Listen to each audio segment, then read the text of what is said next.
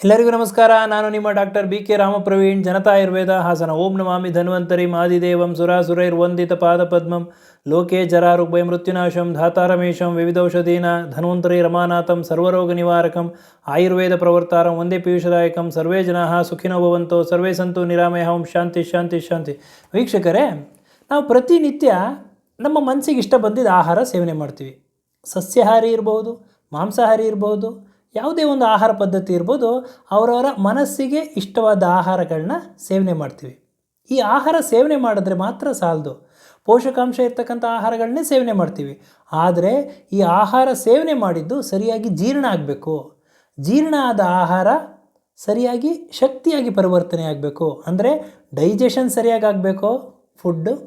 Food digestion ಸರಿಯಾಗಿ ಅದು metabolism ಅಂದರೆ ಎನರ್ಜಿಯಾಗಿ ಕನ್ವರ್ಟ್ ಆದರೆ ನಮ್ಮ ಆರೋಗ್ಯ ಚೆನ್ನಾಗಿದೆ ಅಂತ ಅರ್ಥ. ಈ ಒಂದು ಡೈಜೆಷನ್, ಮೆಟಬಾಲಿಸಮ್, ಈ ಒಂದು ಕ್ರಿಯೆ ಸರಿಯಾಗಿ ಆಗಬೇಕು ಅಂದರೆ ನಮ್ಮ ದೇಹದ ಇಲ್ಲಿ ಇರತಕ್ಕಂಥ ಒಂದು ಪ್ರಮುಖವಾದ ಅಂಗ ಲಿವರ್ ಚೆನ್ನಾಗಿ ಕೆಲಸ ಮಾಡಬೇಕು. ನಮ್ಮ ಲಿವರ್ ಚೆನ್ನಾಗಿತ್ತು ಅಂತಂದರೆ ನಮ್ಮ ಆರೋಗ್ಯ ಚೆನ್ನಾಗಿದೆ ಅಂತ ಅರ್ಥ. ಸಾಮಾನ್ಯವಾಗಿ ಈ ಲಿವರು ಸಣ್ಣ ಪುಟ್ಟ ತೊಂದರೆ ಇದ್ದರೆ ಏನು ಲಕ್ಷಣಗಳು ತೋರಿಸೋದಿಲ್ಲ. ಯಾವಾಗ ಈ ಲಿವರ್ ಮೇಲೆ ಅತಿ ಹೆಚ್ಚು ಒತ್ತಡ ಬೀಳ್ತದೋ ಅಂತಂದರೆ ಲಿವರಿಗೆ ತೊಂದರೆ ಆಗ್ತಕ್ಕಂಥ ಆಹಾರಗಳನ್ನ, ಪಾನೀಯಗಳನ್ನ ನಾವು ಹೆಚ್ಚೆಚ್ಚು ಸೇವನೆ ಮಾಡ್ತೀವೋ ಕಾಲಕ್ರಮೇಣ ಈ ಒತ್ತಡ ಹೆಚ್ಚಾಗಿ ಒಂದೊಂದೇ ಲಕ್ಷಣಗಳು ಕಾಣಿಸ್ತದೆ. ಮೊದಲನೆಯದು ಫ್ಯಾಟಿ ಲಿವರ್. ಫ್ಯಾಟಿ ಲಿವರಲ್ಲೂ ಗ್ರೇಡ್ 1, ಗ್ರೇಡ್ 2, ಗ್ರೇಡ್ 3 ಅಂತ ಫ್ಯಾಟಿ ಲಿವರು ಸಮಸ್ಯೆಗಳು ಕಾಣಿಸ್ತದೆ. ಇದನ್ನು ನೆಗ್ಲೆಕ್ಟ್ ಮಾಡಿದ್ರೆ ಏನೂ ತೊಂದರೆ ಇಲ್ಲ, ಎಲ್ಲರಲ್ಲೂ ಇರ್ತದೆ. ಕೆಲವೊಬ್ರು ಹೇಳ್ತಿರ್ತಾರೆ ಫ್ಯಾಟಿ ಲಿವರ್ ಎಲ್ಲರಿಗೂ ಇರ್ತದೆ ಅಂತ. ನೆಗ್ಲೆಕ್ಟ್ ಮಾಡಿ ನೀವು ಅದೇ ಆಹಾರ ವಿಹಾರ ದಿನಚರಿನ ಮುಂದುವರಿಸ್ತಾ ಹೋಯಿತು ಅಂತಂದರೆ ಕಾಲಕ್ರಮೇಣ ಲಿವರ್ ಡ್ಯಾಮೇಜ್ ಆಗುವ ಸಾಧ್ಯತೆಗಳಿರ್ತದೆ. ಆದ್ದರಿಂದ ಇವತ್ತಿನ ಈ ಒಂದು ಸಂಚಿಕೆಯಲ್ಲಿ ಯಾವ ಯಾವ ಆಹಾರಗಳನ್ನ ನಾವು ಸೇವನೆ ಮಾಡೋದ್ರಿಂದ ಪ್ರತಿನಿತ್ಯ ನಮಗೆ ಗೊತ್ತಿದ್ದಲೇನೋ ಬಾಯಿಯ ರುಚಿಗನುಗುಣವಾಗೋ ಅಥವಾ ಒಂದು ಟೇಸ್ಟ್ ಜಾಸ್ತಿ ಬೇಕು ಅಂತನೋ ನಾವು ಆಹಾರಗಳನ್ನ ಅತಿ ಹೆಚ್ಚು ಸೇವನೆ ಮಾಡೋದ್ರಿಂದ ಅದು ಲಿವರ್ ಮೇಲೆ ಪರಿಣಾಮ ಬೀರ್ತಾ ಇರ್ತದೆ. ನಮಗೆ ಗೊತ್ತಿಲ್ಲದಂಗೆ ಲಿವರ್ ಮೇಲೆ ಪರಿಣಾಮ ಬೀರ್ತಾ ಇರ್ತದೆ. ಕಾಲಕ್ರಮೇಣ ಇದು ಒಂದು ಲಿವರಿನ ಸಮಸ್ಯೆಯನ್ನು ತಂದುಕೊಡ್ತದೆ. ಆದ್ದರಿಂದ ಇವತ್ತಿನ ಈ ಒಂದು ಸಂಚಿಕೆಯಲ್ಲಿ ಯಾವ ಒಂದು ಆಹಾರಗಳನ್ನ ನಾನು ಹೇಳ್ತೀನಿ ಅದನ್ನು ನೀವು ತಿಳ್ಕೊಂಡು ಮನಗೊಂಡು ನೀವು ಆರೋಗ್ಯದಿಂದ ಇರಬೇಕು ಅನ್ನೋದು ನನ್ನ ಉದ್ದೇಶ. ಮೊದಲನೆಯದು ಶುಗರ್, ಸಕ್ಕರೆ. ಅತಿಯಾದ ಒಂದು ಸಕ್ಕರೆ ಸೇವನೆ ಮಾಡೋದ್ರಿಂದ, ಸಿಹಿ ಪದಾರ್ಥಗಳನ್ನ, ಸಿಹಿ ತಿಂಡಿ ತಿನಿಸುಗಳನ್ನ ಸೇವನೆ ಮಾಡೋದ್ರಿಂದ ಲಿವರ್ ಮೇಲೆ ಪರಿಣಾಮ ಬೀರ್ತದೆ. ಉಪ್ಪು, ಅತಿಯಾದ ಉಪ್ಪು, ಮಸಾಲೆ ಪದಾರ್ಥಗಳನ್ನ ಸೇವನೆ ಮಾಡೋದ್ರಿಂದ ಲಿವರ್ ಮೇಲೆ ಪರಿಣಾಮ ಬೀರ್ತದೆ. ಕರಿದ ತಿಂಡಿ ತಿನಿಸುಗಳನ್ನ ತಿನ್ನೋದ್ರಿಂದ, ಈ ಒಂದು ಮೈದಾ, ಪಾಸ್ತಾ, ಬ್ರೆಡ್ಡು, ಬಿಸ್ಕೆಟು ಈ ಥರ ಎಲ್ಲ ಆಹಾರ ಪದಾರ್ಥಗಳನ್ನ ಹೆಚ್ಚೆಚ್ಚು ಸೇವನೆ ಮಾಡೋದ್ರಿಂದ ಲಿವರ್ ಮೇಲೆ ಪರಿಣಾಮ ಬೀರ್ತದೆ. ಯಾವಾಗ ಸಕ್ಕರೆ ಅಂಶ ಜಾಸ್ತಿ ಸೇವನೆ ಮಾಡ್ತೀವೋ ಅಥವಾ ಸ್ವೀಟ್ಗಳನ್ನ, ಸಿಹಿ ತಿಂಡಿ ತಿನಿಸುಗಳನ್ನ ಹೆಚ್ಚೆಚ್ಚು ಸೇವನೆ ಮಾಡೋದ್ರಿಂದ ಇದು ನಮ್ಮ ದೇಹದ ಮೇಲೆ ಪರಿಣಾಮ ಬೀರ್ತದೆ. ವೆಯ್ಟ್ ಗೇನ್ ಆಗುವ ಸಾಧ್ಯತೆ ಇರ್ತದೆ. ಒಬೆಸಿಟಿ ಬರಬಹುದು, ಟೈಪ್ 2 ಡಯಾಬಿಟಿಸ್ ಮೆಲಿಟಸ್ ಸಕ್ಕರೆ ಕಾಯಿಲೆ ಬರಬಹುದು, ಹೃದಯ ಸಂಬಂಧಿ ಕಾಯಿಲೆ ಬರಬಹುದು, ಫ್ಯಾಟಿ ಲಿವರ್ ಸಮಸ್ಯೆ ಬರಬಹುದು, ಆ್ಯಕ್ನೆ ಅಂತಂದರೆ ಮೊಡವೆ ಆಗುವ ಸಾಧ್ಯತೆಗಳಿರ್ತದೆ. ಆದ್ದರಿಂದ ಈ ಸಕ್ಕರೆಯನ್ನು ಅಂಶವನ್ನು, ಸ್ವೀಟ್ ತಿಂಡಿ ತಿನಿಸುಗಳನ್ನ ಹೆಚ್ಚೆಚ್ಚು ಸೇವನೆ ಮಾಡ್ತಾಯಿದ್ರೆ ಇದನ್ನು ನೀವು ಕಡಿಮೆ ಮಾಡಬೇಕಾಗಿ ತಿಳಿಸ್ಕೊಡ್ತೀನಿ. ಎರಡನೆಯದು ಉಪ್ಪು.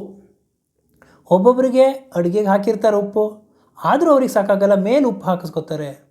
ಏನಕ್ಕೆ ಅಂದರೆ ಅವ್ರ ರುಚಿಗೆ ಅನುಗುಣವಾಗಿ ಅತಿಯಾಗಿ ಉಪ್ಪು ಸೇವನೆ ಮಾಡ್ತಾರೆ.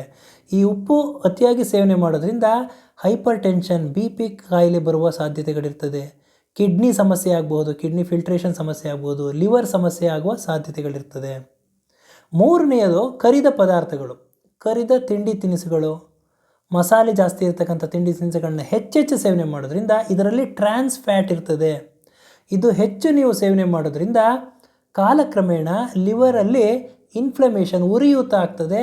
ಇದು ತದನಂತರ ಲಿವರ್ ಸಿರೋಸಿಸ್ ಆಗುವ ಸಾಧ್ಯತೆಗಳು ಹೆಚ್ಚಿರ್ತದೆ.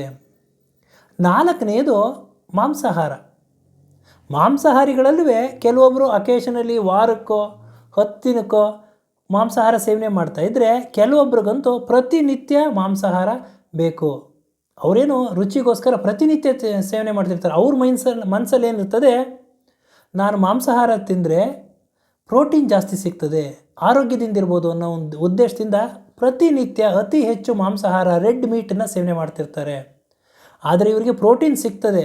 ಅದರ ಜೊತೆಗೆ ಆ ಪ್ರೋಟೀನ್ ಜೊತೆಗೆ ಇವರಿಗೆ ಅಮೋನಿಯಾ ಅಂತ ಒಂದು ವಿಷಪೂರಿತ ಅಂಶ ಲಿವರಲ್ಲಿ ಶೇಖರಣೆ ಆಗ್ತಾ ಇರ್ತದೆ. ಯಾವಾಗ ಈ ಅಮೋನಿಯಾ ಅಂತ ವಿಷಪೂರಿತ ಅಂಶ ಲಿವರಲ್ಲಿ ಶೇಖರಣೆ ಆಗ್ತಾ ಇರ್ತದೋ ಕಾಲಕ್ರಮೇಣ ಅದು ಲಿವರ್ಗೆ ಡ್ಯಾಮೇಜ್ ಆಗುವ ಸಾಧ್ಯತೆಗಳು ಹೆಚ್ಚಿರ್ತದೆ. ಇನ್ನು 5ನೆಯದು ಕೂಲ್ ಡ್ರಿಂಕ್ಸ್, ಸೋಡಾ, ತಂಪು ಪಾನೀಯಗಳು ಇವುಗಳನ್ನು ಹೆಚ್ಚೆಚ್ಚು ಕುಡಿಯೋದ್ರಿಂದ ಸಿಹಿ ಸಕ್ಕರೆ ಅಂಶ ಇದರಲ್ಲಿ ಜಾಸ್ತಿ ಇರೋದ್ರಿಂದ ಇದರಲ್ಲಿ ಆರ್ಟಿಫಿಷಿಯಲ್ ಸ್ವೀಟ್ನರ್ ಇರ್ತದೆ, ಆರ್ಟಿಫಿಷಿಯಲ್ ಒಂದು ಕಲರ್ಸ್ ಇರ್ತದೆ.